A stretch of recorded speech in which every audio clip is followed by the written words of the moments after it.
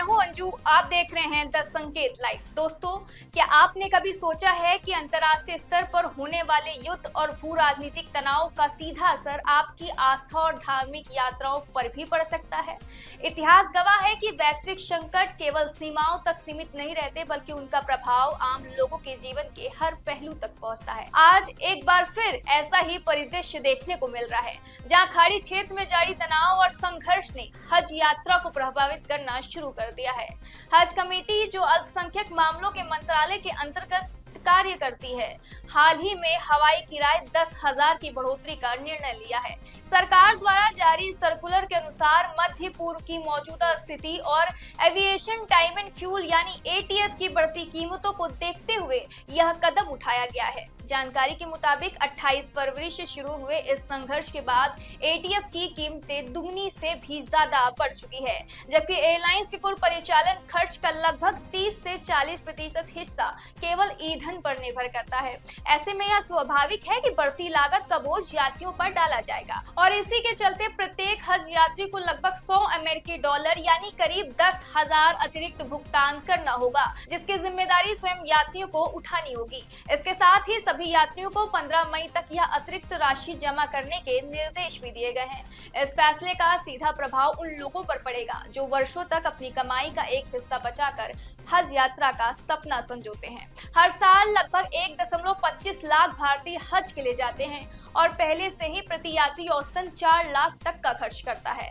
ऐसे में यह अतिरिक्त आर्थिक बोझ निश्चित रूप से आम और मध्य वर्ग के यात्रियों के लिए चुनौतीपूर्ण साबित हो सकती है। इस मुद्दे ने अब राजनीतिक रंग भी ले लिया है, जहां विभिन्न नेताओं ने इस फैसले पर सवाल उठाए हैं। इस मामले पर असदुद्दीन ओवैसी ने विरोध जताया। AIMIM प्रमुख असदुद्दीन ओवैसी ने ट्वीट कर कहा कि हज कमेटी हज यात्रियों से हवाई किराए के अंतर के नाम पर अतिरिक्त 10,000 की मांग कर रही है। यह तब हो रहा है जब कुछ महीने पहले ही मुंबई से रवाना होने वाले यात्री 90,844 रुपए वसूले जा चुके हैं।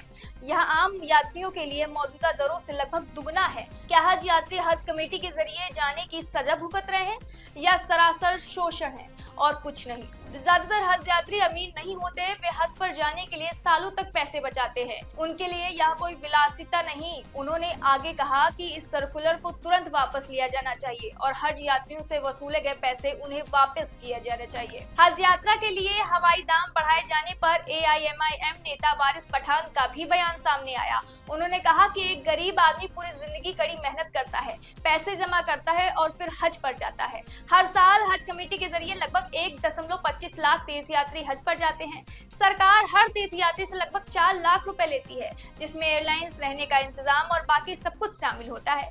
एक गरीब इंसान जिंदगी भर मेहनत करता है, पैसा जमा करता है और उसके बाद वो हज के लिए जाता है। अब वो हज के अंदर हज कमेटी से जाने की वो कोशिश करता है क्योंकि वहां पे स्वच्छता। अब आप देखिए, हर साल तकरीबन 1.25 लाख के करीब हाजी हज कमेटी से जाते हैं हज करने के लिए। सरकार बराबर पैसा लेती है, 4 लाख के करीब एक हाजी से पैसा ले लेती है सरकार, जिसमें एयरलाइंस का ये हो गया, रहने का हो गया, तमाम चीजें। और उसके बाद सुविधा क्या है दे रहे हैं आप? अभी तो 10,000 रुपये और बढ़ा दिया। अरे एक नॉर्मल अगर इंसान ट्रैवल कर रहा है, अगर मुंबई से समझो जा रहा है, तो राउंड ट्रिप का 80-90 हजार तो ऐसा ही हो जाता है। उसे लाख रुपए तो पैसा ही ले रहे हो, 10,000 ऊपर ले रहे हो। उसके बाद आप उसको 6 से 7 हजार रुपए की एक घड़ी कंपलसरी कर दिया आपने खरीदने के लिए। अब एक गरीब आदमी जा रहा है वहां पे और उसको सुविधा आप क्या दे रहे हो? हाँ, मक्का के अंदर आसफ अल कुरैश हॉस्टल का आज एक वीडियो सामने आया है। वहां पर बताया क्या जा रहा है वीडियो के जरिए, वहां के लोग जो हाजी गए हैं उनके साथ किस बर्बरता से वहां पे रखा जा रहा है उनको।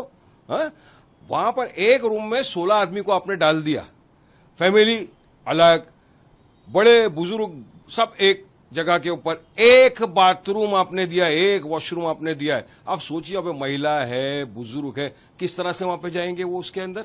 तो आप क्या इंतजाम दे रहे हो? किसकी जवाबदारी बनती है? अकाउंटेबिलिटी फिक्स करना चाहिए ना इसके ऊपर। किरण रिजिजू जी बोलते हैं हाँ ये सेंटीमेंट बहुत अच्छा है, हम कर रहे हैं। अरे क्या कर रहे हैं आप? 10,000 रुपए तो आपने ज्यादा ले लिया और उसके बाद ये फैसिलिटी आप दे रहे हैं उनको। अरे हमको लोगों के फोन आते जा रहे कि वारिस भाई क्या हो रहा है, आप कुछ बोलिए। तो हमारा यही मांग है भारत सरकार से, किरण रिजिजू जी से, कि आम जो हाजी लोग गए हैं वहां पर हज कमेटी के द्वारा, तो उनको बराबर रहने का इंतजाम किया जाए। और वो जो लोग वहां पे इस तरह के रूम में जिनको जाके ठोस दिया है अपने अजीजिया के अंदर, तो उनको प्रॉपर रिस्क से वहां पर रखे, उनका इंतजाम करे प्रॉपर। और ये जो चिल्ला रहे हैं ये सब्सिडी मिलती है सब। अरे कौन सी सब्सिडी मिल रही है, कौन दे रहा है सब्सिडी? मत दो सब्सिडी, ले लो। पूरा पैसा एक एक हाजी भर के जा रहा है। ये सिर्फ और सिर्फ अफवाह फैला रहे हैं ये लोग। और हम तो चाहेंगे कि भारत सरकार इस बात का संज्ञान ले और जितने हाजी गए हैं वहां पर, हज कमेटी के द्वारा गए, उनको प्रॉपर रीत से वहां पर रहने का उनका इंतजाम मत करे, ताकि ये जो तकलीफ है ये खत्म हो वहां की। यही हमारी सरकार से मांग है। वारिस पठान ने कहा, अब आपने बस 10,000 रुपए बढ़ा दिए हैं। अब एक गरीब आदमी वहां जा रहा है और आप उसे क्या सुविधा दे रहे हैं? आपने एक ही कमरे में 16 लोगों को ठूस रखा है। इसकी जिम्मेदारी किसकी है? इस पर जवाबदेही तय होना होगा। अब सवाल यह उठता है कि क्या यह बढ़ोतरी वाजिब है? एक और वैश्विक ईंधन संकट और एयरलाइंस की बढ़ती लागत है, तो दूसरी ओर आम लोगों की सीमित आय, उनकी धार्मिक आस्था से जुड़ी भावनाएं। यह मुद्दा केवल आर्थिक नहीं बल्कि सामाजिक और संवेदनशील भी है।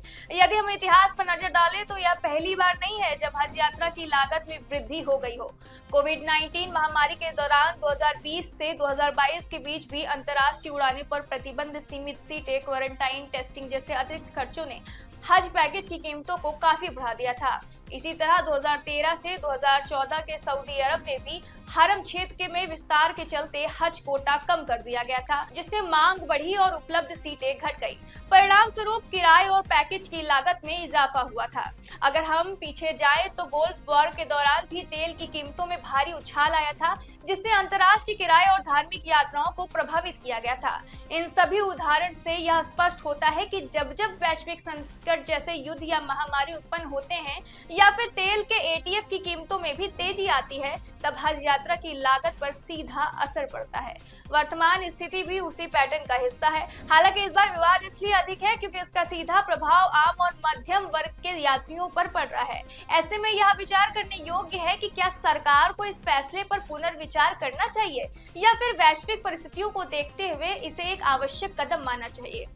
इस विषय पर आपकी क्या राय है? कमेंट बॉक्स में जरूर बताएं।